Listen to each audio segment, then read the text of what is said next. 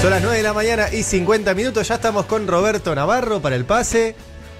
Hola, ¿qué tal? ¿Cómo les va? Y acaba de hacer sus ingresos al estudio Felipe Solá. Buen día, Felipe. Buen día, ¿cómo están? ¿Cómo andás? ¿Bien? Bien, gracias, muy bien. Bueno, ¿querés que sume el dato ese? Sí, claro, teníamos. Sí, salen dos datos que dándolos juntos dan una idea de lo que ocurrió estos años. Primero, junio es el mes de mayor fuga de divisas de la historia argentina. ¿Sí? Récord Guinness. Récord, ¿sí? 1.416 millones de dólares, qué sé yo. Pero además, cuando vos vas a ver los argentinos, porque lo dividen por nacionalidad, es el mes de menor compra de dólares en los últimos 2 años. Quiere decir que cuando vos levantás el control de cambios y permitís que cualquiera compre lo que sea, no beneficiás a los argentinos, que hoy cada vez tienen menor capacidad de pago, que obviamente les gustaría comprar dólares antes de una elección como a cualquiera. Todos sabemos que antes de una elección lo mejor que puedes hacer es cubrirte en dólares, pero no pueden. Entonces, la levantada del control de cambio que tanto están defendiendo Clarín y La Nación, anticipándose y marcándole la cancha a Alberto y a Kicillof, solo sirve para aumentar la fuga de divisas. Por si la gente no entiende lo que ocurre cuando se fugan las divisas, bueno, nos faltan dólares, obviamente entra dentro de esta canasta de entradas y salidas que tiene que ver importaciones, exportaciones, turismo, hay un montón de rubros, pero la fuga es la más importante. Bueno, cuando faltan dólares el dólar sube, cuando sube el dólar sube todo. Esa es la consecuencia. Bueno, ahí una de las cosas que estamos discutiendo en este país es eso. Pero lo están parando esa suba. Están parando la suba, una serie de medidas, porque si el tipo quiere comprar, y vos le ofrecés, pero vos fíjate que con la tasa igual la fuga sigue, ¿sí? Lo que está ocurriendo acá y por qué no sube es que aparecen muchos compradores. Bueno, le vendemos más, le entregamos más, el FMI lo permite, no lo castiga incluso, ni siquiera tenés que pedirle un waiver a precio subsidiado. A precio subsidiado, ahí está. Pero me parece un dato que marca mucho lo que pasó estos años, ¿no? Concentración del ingreso, esos pocos que concentran el ingreso lo fugan y al resto, que pedía como un derecho humano comprar dólares, hoy no lo puede comprar. Ahora, ¿y qué posibilidad tiene? Porque, y ya también aprovecho para preguntarle a Felipe, está claro que si Alberto gana y asume el 10 de diciembre, lo primero es laburo y que la gente coma. Digo, ahí tenemos dos problemas, y lo ha dicho él también ahora. Para eso, esa canilla la tiene que cerrar. O sea, ¿qué posibilidad tiene de asumir y en los primeros días de diciembre decir, bueno, esta locura de que de fuga sistemática de dólares de la Argentina, bueno, cerramos la canilla? Pero al mismo tiempo ha dicho Alberto de que no va a haber cepo. Claro. Pero sí hay cosas en el medio, ¿no? Entre el cepo y... Parece absolutamente necesario e inevitable a la vez que exista por lo menos un primer acuerdo de 100 días. Primer acuerdo que incluya tasas, tipo de cambio, o sea, dólar, precios, salarios y tarifas, obviamente, ¿no? Política de ingresos. Exactamente. Política de ingresos, y ¿cómo es el acuerdo? El acuerdo es el acuerdo más amplio posible hasta donde el no acuerdo te impide llevar adelante un programa de gobierno, el primer paso del programa de gobierno. Es decir, el gobierno impone algunas condiciones para que haya acuerdo, ¿no es cierto? Pensando en estas soluciones intermedias entre la canilla totalmente abierta y el cepo, que ya sabemos que es una experiencia fallida, y viendo los datos que decía recién Roberto, ¿se puede pensar en poner restricciones para la compra de dólares a extranjeros y mantenerla abierta para argentinos, por ejemplo? Digo, es algo que yo no soy economista, acabo de escuchar este dato y diría, bueno, a lo mejor se le puede permitir a los argentinos comprar todos los dólares que puedan. Preguntarle a Morgan Stanley. A priori me parece que no es tan sencillo determinar. Estoy seguro que las gambetas a la situación de extranjero argentino deben ser bastante sencillas, a priori, ante tu pregunta. Yo creo que si vos haces un acuerdo, que además lo debes transformar en ley, aún un acuerdo de 100 días puede ser una ley, debe ser una ley, inmediatamente. Lo que vos ponés es todas las condiciones posibles y escuchás todas las demandas posibles del otro lado. Propones todas las posibles. No te quedas corto en un acuerdo. No haces un acuerdo para que fracase. Haces un acuerdo para readquirir mayor autoridad para poner en marcha la economía. Felipe. Ya hay que ir discutiéndolo, pues sí, bueno, estamos antes el 11 de diciembre, los 100 días te los come la negociación. Sí, pero tampoco podés negociar antes las PASO. Claro. Es decir, además, y si negociás no lo tenés que ir comentando. Si estás conversando con fulano, con sultano, con mengano, no tenés que salir a decirlo de antemano porque siempre vas a crear anticuerpos. Hay, digo, en el equipo de Alberto 2 o 3 ideas que me parece que ya cierran bastante el grifo. Una es que las exportaciones se liquiden en un tiempo finito, en un tiempo limitado, ¿sí? Puede ser 6 meses, por ejemplo, algo así, con lo cual vos ya le quitás al exportador que él decida cuál es el precio, porque el exportador especula y dice, total, yo lo vendo el día que cueste, no sé, 60 pesos. Ahora, si vos tenés una fecha límite, entonces ya no sos el dueño de los dólares. Otra cosa es que algo que existe en todo el mundo, encaje se llama. Cuando alguien viene de afuera a hacer una inversión, deja un encaje del 30%. Si se quiere ir antes del año, tiene una fecha, entonces lo pierde. Entonces no puede haber una corrida, no puede haber una puerta 12, como nos ha ocurrido tantas veces. Y lo otro es ponerle un límite racional a la compra. En la época de Néstor Kirchner creo que eran $2 millones, algo así. Por mes. Por mes. Por Sí, mes, por sí, mes. por mes. Sí, bueno, Sí, por mes, está bien. Nadie puede decir que ahorra más de $2 millones. Bueno, qué sé yo. Ya es otra cosa, ¿no? Me encantaría. Esas son las medidas que tenés que tener en el bolsillo inmediatamente si el pacto no avanza muy rápido. Claro. Tal vez tengas que imponerlas antes de un pacto. Eso se verá. Yo no soy el más indicado para decirlo. No, pero indudablemente la además, limitación al Felipe, ingreso es fundamental. Digamos, la idea del pacto en abstracto es una muy simpática idea. Ahora, ¿con quién? ¿Quiénes negociarían? ¿Quiénes participarían en ese pacto? Aquellos que entiendan que, digamos, que pueden perder si no hay pacto, ¿no? Me refiero a aquellos que tengan poder y que tengan poder de influencia, que entiendan que pueden perder si no hay pacto. Estamos hablando de empresarios. Absolutamente. Absolutamente. De empresarios que hoy son empresarios muy heterogéneos, pero sobre todo hay un núcleo empresario concentrado que tiene una doble influencia económica y pedagógica. Hoy hablamos a través de los más medios. con José Urtubey, ¿sí? Con uno de los hermanos Urtubey, el que está en la UIA, el que se dedica a empresario. Y él dice, primero me sorprendió que está en el grupo de WhatsApp el hombre. Entonces no sabíamos, le preguntamos, bueno, y entonces ese grupo de WhatsApp todos apoyan a Mauricio Macri, y dijo, no, yo estoy en el grupo de WhatsApp y no apoyo al gobierno, cosa que me sorprendió porque siempre se lo presenta como el grupo de apoyo orgánico de los empresarios, pero además nos sorprendió que dijo, no tiene que haber reducción de derechos, y que la discusión no puede pasar por la flexibilización de las indemnizaciones, y que, o sea, como alguien que se podría sentar en esa mesa, un empresario. Después él hablaba en términos individuales, nunca de la UIA, nunca del resto. Mira, es innegociable que exista una reforma laboral y mucho más aún, diría yo, una previsional, tal cual se plantea. Eso no es negociable. Es posible que en el futuro algunas ramas... Quiere decir que no es aceptable. Exactamente, no es negociable por el gobierno. Lo que... A lo mejor lo dije al revés. Lo que me parece es que en el futuro en el futuro, cuando vos tengas una economía que empieza a aparecer una economía y a tener crecimiento, algunas ramas laborales en forma paritaria, sentados patrones y trabajadores, podrán revisar alguna flexibilización laboral en su sector. Y no con intervención del Estado previa, sino con intervención del Estado posterior. ¿Está claro? Una homologación. Digamos. Claro, hay algunos gremios que pueden llegar a ver eso en su situación.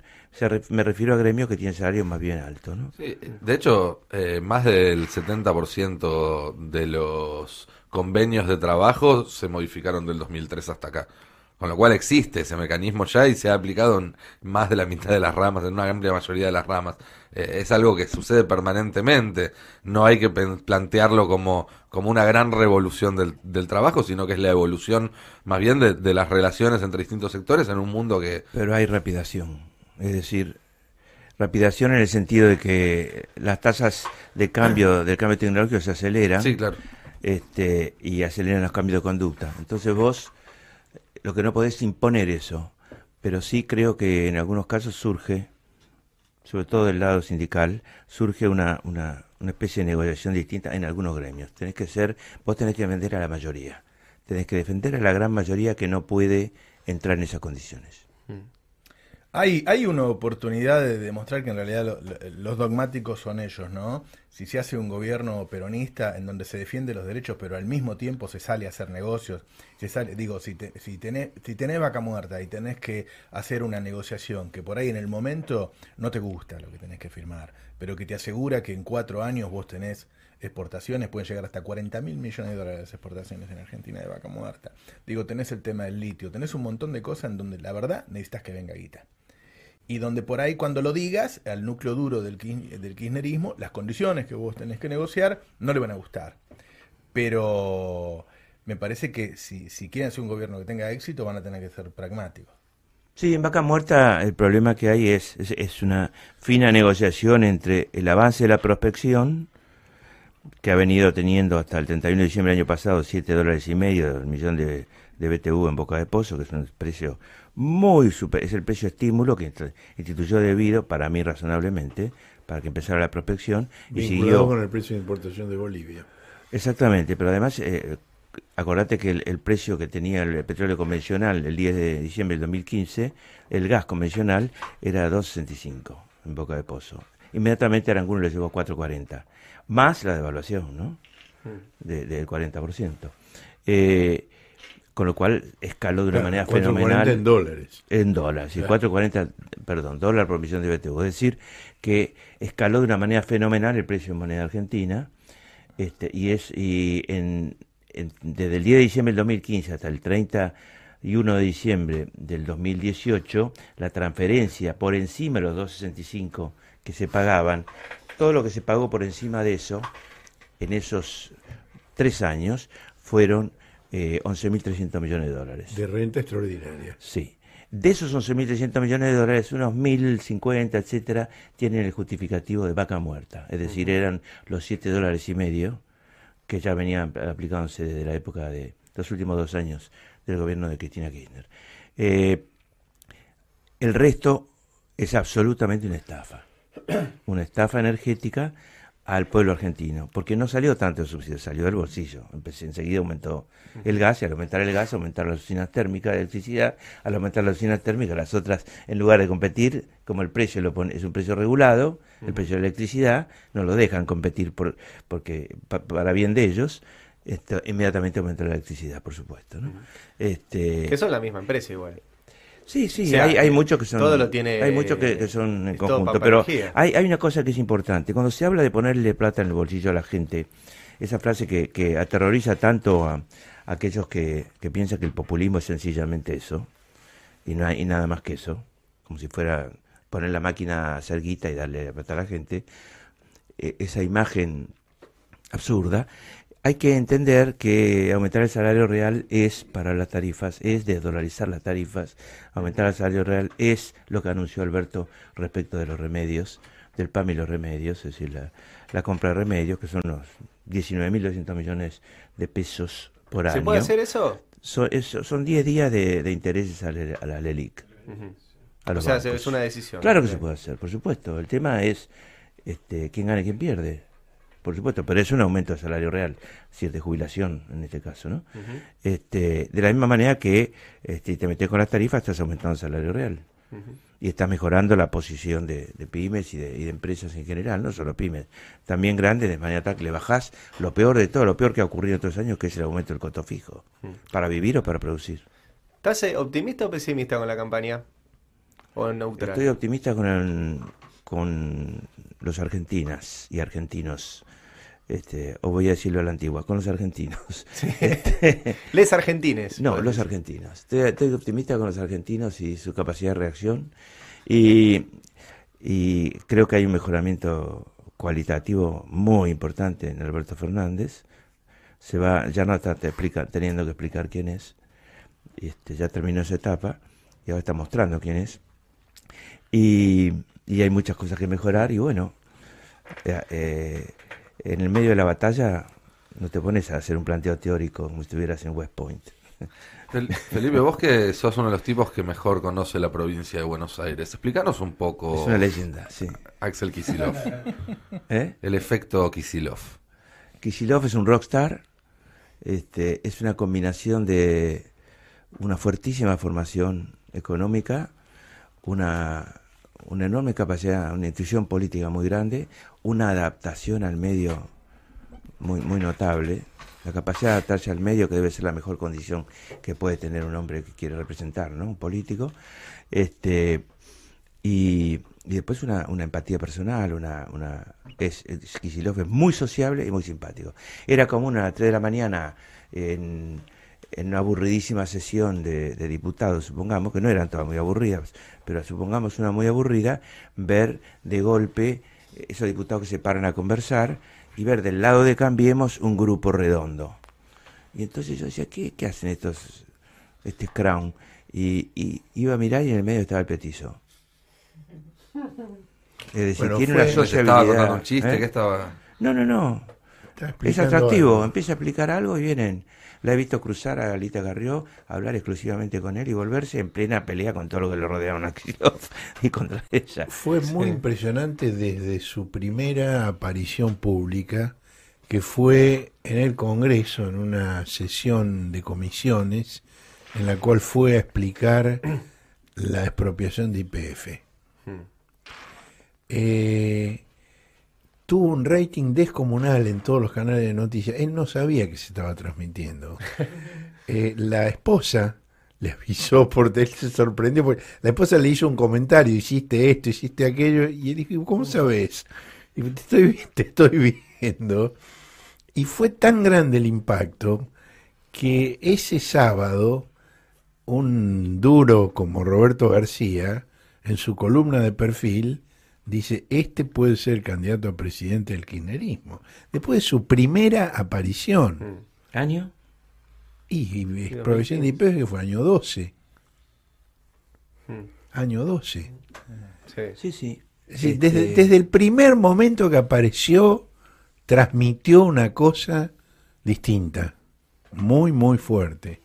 Además es un tipo sencillo, modesto, discreto, no se sube al caballo, escucha a los demás, tiene una actitud de horizontalidad.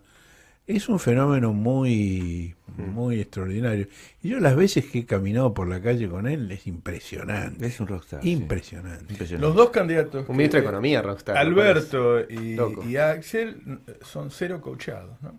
Tipos que dicen lo que quieren decir en cada momento. Representan dos generaciones diferentes, ¿no? Yo qué sé. No sé si eso es una pura virtud. No. Axel taxativamente en su libro dice que él está en contra del marketing político, del coacheo, o sea, lo dice en el libro que sacó ahora. ¿Y ahora qué? ¿Se llama? En defensa del coacheo.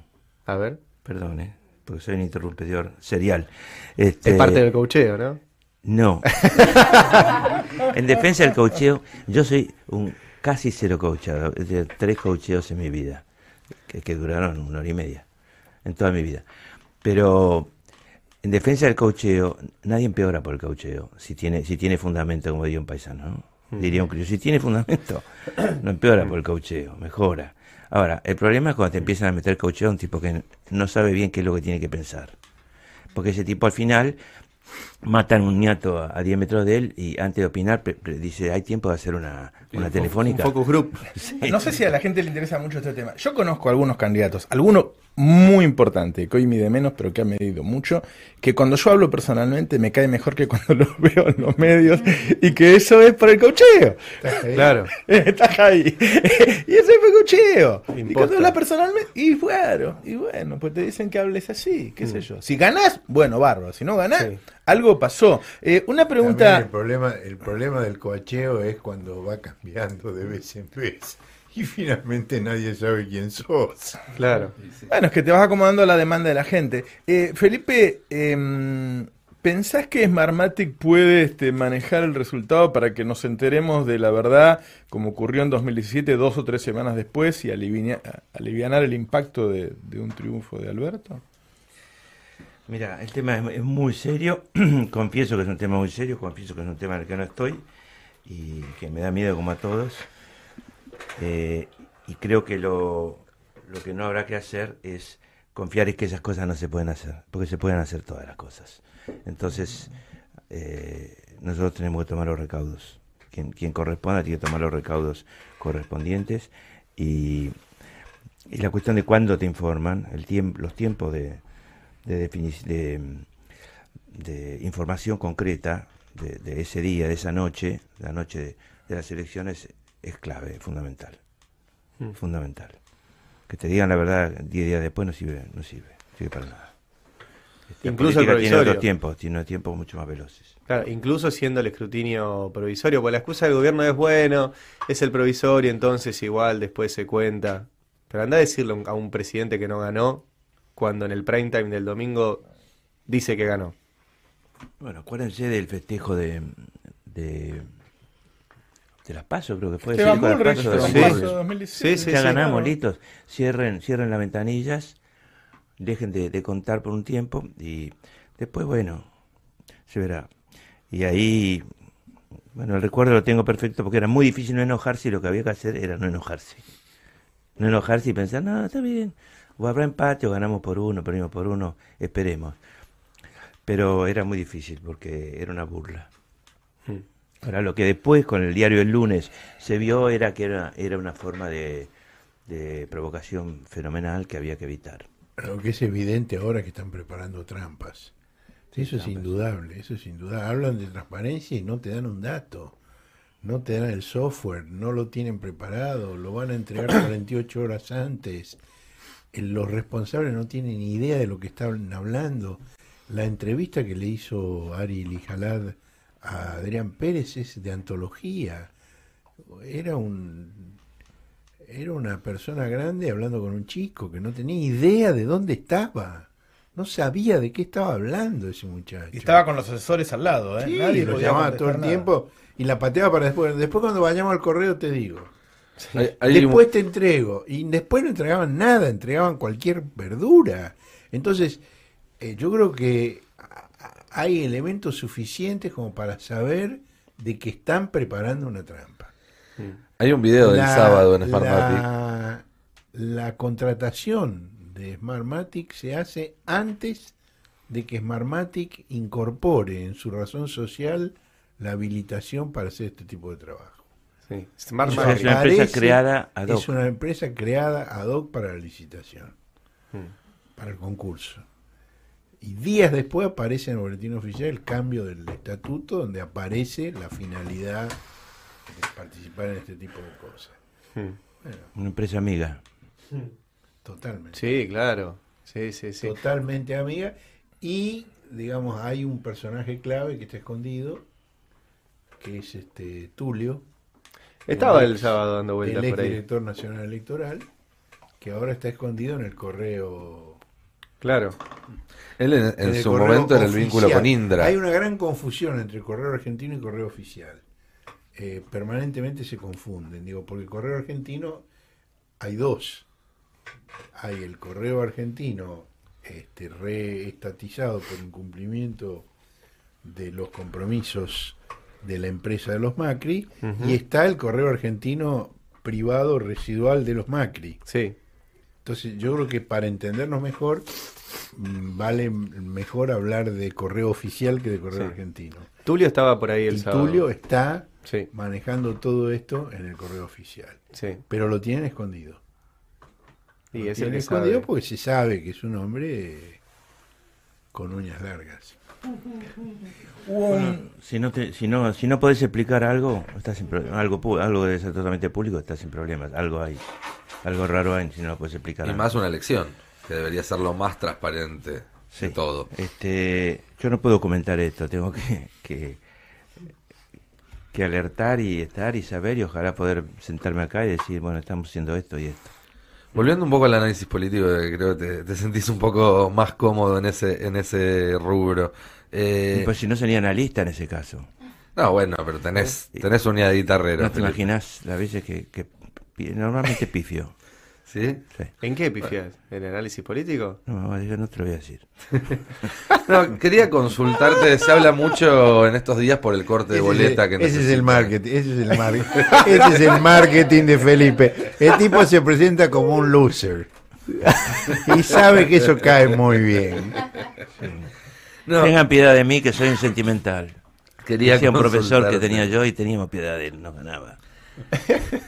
Se habla mucho sobre el corte de boleta que necesita María Eugenia Vidal para reelegir en la provincia de Buenos Aires y se lo compara con hablarás, el sí. 2015. No, también otros medios más importantes y otros periodistas Más con más importante llegada que ¿Cómo más importante? Mirá el problema en el que me metí. ¿Te das cuenta? No, a ver, en 2015 hubo 6-7 puntos de corte de boleta, fue récord. Y buena parte del corte de boleta que benefició a Vidal fue un corte de boleta que te perjudicó a vos, que eras candidato a gobernador en ese entonces. ¿Sí? No, porque se habla del corte de boleta como si hubiese sido un corte de boleta de gente que sacaba la boleta de Aníbal y ponía la de Vidal, cuando en realidad no hubo ese cruce, o por lo menos ese cruce fue menor a 2 puntos. A ese electorado que te eligió a vos o que no te eligió a vos hace 4 años, pero sí lo eligió a Sergio Massa, y que evidentemente para algún punto es un electorado más cercano o más fácil de apelar que el que votó boleta completa de Cambiemos en ese entonces. ¿Qué se le puede decir? Estamos hablando de la provincia de Buenos Aires. Provincia de Buenos Aires, sí, claro. Sí, yo diría que ese electorado, en primer lugar, ya se ha dividido bastante entre Cambiemos o el Frente de Todos. Y en segundo lugar, los que no se han dividido y están ahí dubitativos, hay que tener en cuenta algunas cosas. En primer lugar, que la militancia nuestra, que la militancia, enorme militancia, el enorme valor de la cantidad de militantes, la cantidad total de militantes que tiene el Frente de Todos, en mayor o menor medida, militantes, hay muchas formas de militar, debe readquirir una vieja capacidad olvidada, que es la persuasión. La persuasión, no el debate. El debate implica ponerse en una situación de superioridad, implica no aceptar que los valores de ese diferente del otro, que no sabe a quién va a votar, son distintos de los tuyos. Ni siquiera los valores éticos o los valores sociales, éticos sociales, son los mismos. Implica aceptar que muchas cosas que dice el gobierno anterior a son ciertas. Implica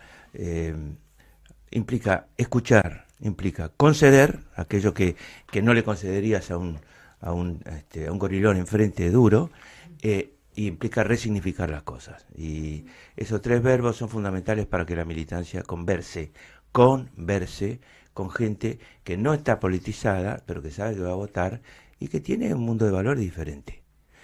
Esa es la gente que nos puede llevar al 45%. Como parte de esa estrategia es lo que se está haciendo en Ciudad de Buenos Aires, llamar a una fórmula que es outsider de la política y hablarle por ahí a ese público del que hablas y que hay que resignificar. La Ciudad de Buenos Aires siempre fue muy compleja y bueno, Dios dirá si dimos con la fórmula. Yo no fui el que la elegí, pero tampoco dije... De eso vamos a opinar después de la elección. Sí, de eso vamos a opinar con total autoridad después de la elección. Pero estoy hablándole al que nos está escuchando, al militante que nos está escuchando, y que sepa que ser militante no es ir a la mañana o a la tarde o a la noche a la zona de confort. Hay que salir, digamos, vos podés estar a la defensa, ser un defensor y tener la pelota del lado de la defensa y tratar de pasar a los delanteros, o podés estar en la delantera esperando que te llegue y buscando tu habilidad. El tema es quién recupera la pelota en el mediocampo, donde está dividida. Ahí donde está la pelota dividida, donde no hay zona de confort, bueno, ahí es donde necesitamos que actúen los militantes. Recuperar la pelota, ¿qué es? Es recuperar la confianza con aquel que no está con vos. Es difícil igual persuadir, porque vos lo persuadís una vez y lo persuaden todo el día del otro lado. Sí, pero el torpedeo de los medios, y si querés también de las redes, actúa sobre una base. Actúa sobre una base sobre un ideario, sobre una historia. No es aceptado pasivamente, es aceptado críticamente. O sea, vos tenés que persuadir. Entonces, en esa base. La idea de que el medio lo puede todo no es cierto. Muchas veces hemos dicho le ganamos a los medios, algunos dijo le ganamos a los medios, le gané a los medios, y otras veces hemos dicho cuando los teníamos a favor, perdimos, los teníamos en contra, ganamos. Y entonces, fuera de broma, si le concedes todo a los medios de entrada, estás perdido. Lo primero que hay que hacer ante una batalla es saber que el otro le va a doler igual que a vos. Si no, preguntar a Manny Pacquiao. Entonces, la verdad es que lo que a mí me parece es que hay que recuperar la capacidad de conversar, no desde un lugar superior de la militancia, con el que no es militante y ni siquiera está politizado y va a votar y tiene tantos problemas y bolonquis como cualquiera. Sí. Recuperar la capacidad de conversar, de escucharlo y de conceder, porque vos, aún escuchando cosas que son ciertas de otras cosas que no le vas a conceder en un debate político en serio, porque es como ceder banderas, arriar banderas. Entonces, conceder y resignificar, que es una palabra más complicada, pero que quiere decir, conversemos de nuevo sobre la realidad y la posibilidad de cambiar la realidad. Un poco parece, ¿no? Porque la realidad también opera las 24 horas, ¿no? No solo los medios. Y la realidad en ese sentido, los que queremos persuadir, juegan en favor nuestro, ¿no? El otro dato que quería acercarles hoy, es que el consumo cayó en junio un 9%, y es la peor caída del año. Interanual. Y eso es un dato fundamental, porque ese rebote que se esperaba para el momento de las elecciones, lejos de darse, este es un dato de Kantar, que es la empresa multinacional que mide volúmenes de ventas en todo el mundo, la más prestigiosa, no es una empresa argentina, no tiene ningún tipo de ideología, es muy profesional. La caída de junio es mayor que la caída de mayo y la caída de abril, que habían sido del 5 y 7 puntos, es decir, cayó 5 puntos en abril, 7 puntos en mayo y 9 puntos en junio. Y un dato más, hasta ahora todas las interanuales eran comparadas contra la época buena del año pasado. Sí. Junio del año pasado ya estábamos mal, ya estábamos muy mal. Digo porque van a escuchar en estos días que la recuperación llega justo para el momento de la elección. Por lo menos por ahora no solo no se verificó, sino que viene empeorando. Y yo te agregaría un dato. Me parece natural que eso ocurra. Pero hay un aumento de la mensual respecto del mes anterior. ¿De Kantar? No. Kantar da caída interanual. En el consumo de shopping. Ese es el dato del INDEC. Pero también cae, Ese es el dato del INDEC, Horacio. Cae más. Cae la interanual, pero ha habido una mejoría. Cae la interanual. Ese es el dato del INDEC. Cae 2 dígitos. Ese es el dato del INDEC que solamente te toma por separado, supermercado o shopping. Kantar te toma todo el consumo, desde la compra de un auto hasta la compra de un litro de leche. ¿Sí? Y digo, me parece natural que esto ocurra porque el sector de la población que tiene capacidad de consumo se guarda antes de una elección.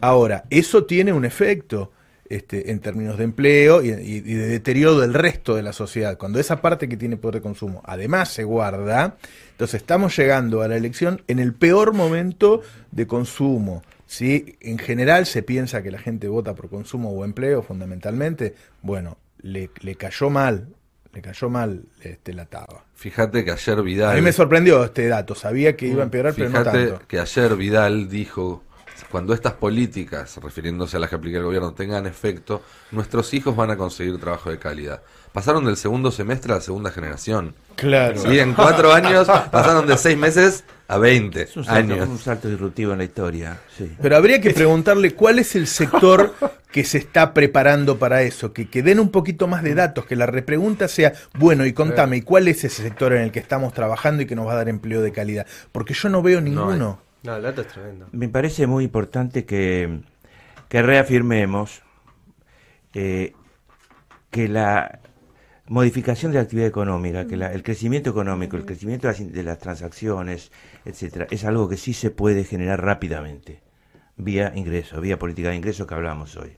Se puede generar rápidamente. Después, cómo lo rumbeás y cómo lo seguís es un temón, ¿no? Y es un tema importantísimo, etcétera. Pero que la gente sepa que se puede cambiar esto, no porque somos mucho más iluminados y vamos a proceder como Macri, que pensó, estos son unos tarados que no entienden nada, llegamos nosotros que somos todos CEOs y hablamos bien un inglés financiero, no cualquier inglés, y arreglamos las cosas con solo estar, con solo pensar distinto. Esa es una idea absurda. Ahora están con solo Starmatic. Smart Macri, dicen Sí. también por ahí. Me parece que es importante que se sepa que lo podemos hacer porque entendemos la política de la política económica y la entendemos mucho mejor que ellos y estamos más capacitados que ellos para manejar. Hay un antecedente en el año 9, ¿no? Hay un antecedente después de la crisis del 8. Después del subprime. Si el año 9... De la recuperación. Un crecimiento del 9% en el muy año fuerte. 9. Muy fuerte.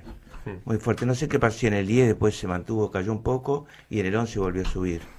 No, los años fuertes fueron el 10 y el 11. Claro. En el 9 hubo caída como efecto. No, al revés, claro, no en el 9 sino en el 10. Sí. Y el 11 fue el récord histórico. La subprime es una crisis. La crisis del 2008 es una crisis mundial de la que la verdad no se ha salido todavía. La idea de que terminó la crisis no está en ningún lugar. De hecho, todo lo que es Brexit y demás son todo es coletazos derivado del cambio del mundo en el 2008.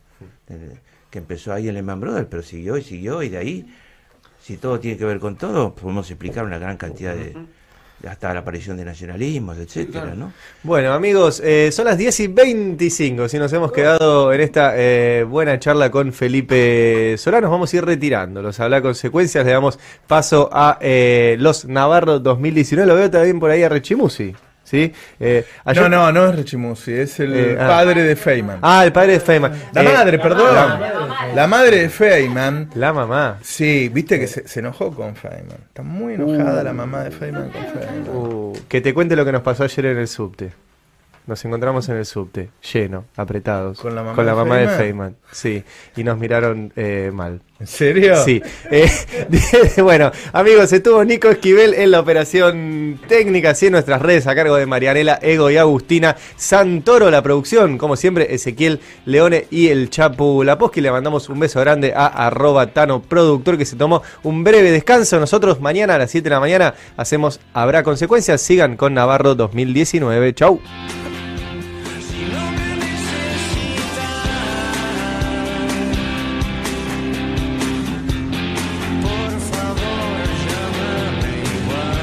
Habrá consecuencias.